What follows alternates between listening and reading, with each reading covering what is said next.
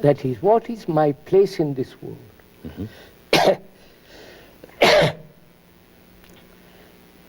First of all, the world is me. I'm the world. That's absolute fact. And what am I to do? The world is this: corrupt, immoral, killing, no lack of love. There is no love. There's superstition, idol worship of the mind and the hand. There is war. That is the world. What is my relationship to it? My relationship to it only is if I am that. If I am not that, I have no relationship to it. I understand that in terms of act. Yeah, that's it. In terms of act, not a notion that I have. For me, the world is corrupt, is geared to killing. And I won't kill. What's my relationship to the man who goes and kills a baby seal? I say, my God, how can you do such a thing? You follow, sir? I want to cry about it. I do. How can you educate that man or the society which allows such a thing to happen? Then perhaps I should rephrase the question and say, well, when I do whatever is done in making this pure act of attention, I am not separated from the world in which I am, and the world is not separate. I come to it from a different angle altogether. Exactly. Fine. Now, I come to it, sir, because there is something different in me operating. Yes. Compassion, love, intelligence, all that is operating in me. But it seems that it seems that two possibilities are here. On the one hand, making this pure act of attention doesn't require that I be in the physical presence of another human being. But of course, I am always in relation, whether I'm there or not. Of course. Yes, I fully grasp that. But then the second possibility is that within conversation, as we are enjoying it together now, something occurs, something takes place. It's not that we must be together for it to take place, and it's not that we must be alone for it to take place. No. Therefore, what we have established is that something occurs which is quite beyond all these distinctions of inner and outer. You're over there and I'm over here. Take what takes place. See what takes place. First of all, we are serious. Yes. Really serious. Second, the killing, the corruption, we've cut it. We're finished with it. So we stand alone. Alone, with not isolated. Because if I am not, when the mind is not that, it is alone. It hasn't withdrawn, it hasn't cut itself off, it isn't built an ivory tower for itself, it isn't living in illusion. It says that is false. That's corrupt, I won't touch it. Psychologically, I may put on trousers, etc., etc., but I won't touch inward, psychologically that. And it's... Therefore, it is completely alone. And it is saying this amidst all this mournful round. No. Yes. Therefore, being alone, it is pure. Yes. Therefore, purity can be cut into a million pieces, it will remain still pure. It's not my purity or your purity, it is pure. Like pure water, it remains pure water. Entirely full, too. Wholly full.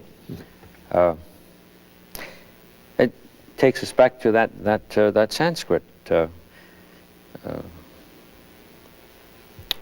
this is full, that is full. Fullness is issued From forth from fullness. It's a pity that the English doesn't carry the melody that the Sanskrit does. So you see, that's very interesting from this conversation. What has come out? The thing is, we are frightened of being alone, which is, we are frightened of being isolated. But every act a human being does is isolating himself. That is, when his ambition is isolating himself. When he's nationalistic, he's isolating himself. When he says it's my family, isolating itself. I want to fulfill it, isolating itself. When you negate all that, not violently, but see the stupidity of all that, then you are alone. And that has tremendous beauty in it. And therefore that beauty, you can spread it everywhere, but it still remains alone. So the quality of compassion is that. But compassion isn't a word, it comes with intelligence. This intelligence will dictate if my sister is attacked at that moment. But it's not intelligence. Say, what will you do if? Such a question and an answer to that is unintelligent. I don't know. Oh yes, I'm following you precisely. But it is unintelligent. Say, but I'm going to prepare to kill all those people who are my enemies. Which the army, the navy, the whole sovereign governments are doing. So, love is something, sir, that's really chaste. Chastity is the quality of aloneness, and therefore never hurt. I don't know. It's interesting that in this one act, one neither hurts himself nor another. No. It's a total abstention from hurt. So, wait a minute. I have given you all my money because I trust you. And you won't give it. I said, please, give me a little of it. You won't. What shall I do? What is the act of intelligence? You follow? Act of affection, act of compassion. That says, what will it do? You follow my question? A friend of mine, during the Second World War, he found himself in Switzerland. He had quantities of money, plenty of money. And he had a great friend from childhood.